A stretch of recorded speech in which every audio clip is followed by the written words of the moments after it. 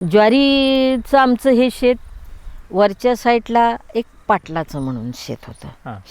तर तिथं एक म्हातारी यायची, ह्या शेतात मी यायचे. दुपारची आपली कधी पाखरं बिकरं राखाय किंवा सकाळची कधीतरी चक्कर मारायची. सगळं सांभाळून ना, गुरं पोरं सगळं सगळं माझ्या लग्नाच्या अगोदरचं सांगते मी. हां, मग एक वेळ काय झालं, अशीच आम्ही ती म्हातारीने बसलो होतो. नाही, मला बोलली कांते जरा इकडे ये ग.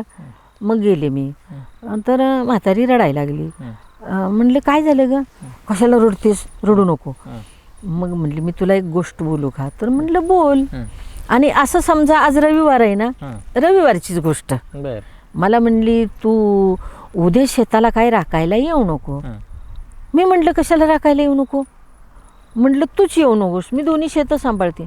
नाही म्हटली उद्या तू येऊ नको. का ग. म्हटली तुझ्या आईला सांगायचं नाही. म्हटलं नाही सांगणार. मग म्हणली तुझी जी बिबवीत मावळं नाही, म्हणजे होती एक आमची चुलत मावळण, ती माणसांना घेऊन येणार आहे, तुला इथनं पळवून नेणार. म्हणजे का, ही शेती सोडवल्यामुळं कुणाला बरं वाटत नव्हतं. म्हणजे ही लई उडते ना, हिचं नाकच कापून टाकायचं. म्हणून तू तुझ्या पाया पडते ग, तू उद्या येऊ नकोस. म्हणजे हे तुला कसं माहीत.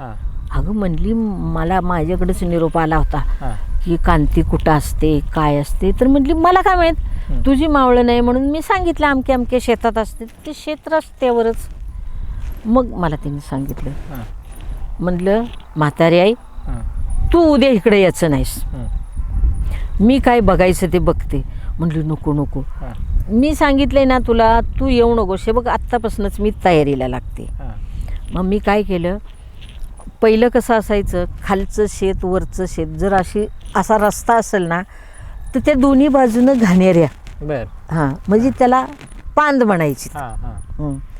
मग त्या पांदीनं आपल्याला त्या ह्याच्यात माणूस असलं तर दिसायचं नाही. एकान टायमाला कुठनं तरी दिसणार, नाही तर दिसायचं नाही. मग मी आयडिया काय केली, तिला म्हटलं म्हातारी आहे मी आताच मार्गाला लागते बघ. मग मी असं दगडी जागोजाग ना अशा दगडी जमवून ठेवल्या. दगड. हां, आलं की भिरकावायचं, भिह्याचं नाही. तिला म्हटलं उद्या म्हणून तू यायचं नाहीस. मग म्हणली बघा. म्हटलं तू येऊ नकोस, माझं मी बघते. ते माझ्यापर्यंत आलंय ना, माझ्या आईचं नाक कापाय निघाली ते, माझं मी बघते. मग म्हातारीचा काही जीव राहीना हो. मग ती म्हटली बघ बाई नाही येत मी उद्या. म्हटलं नको येऊ. म्हातारी नाही आली, कुणी आलंच नाही.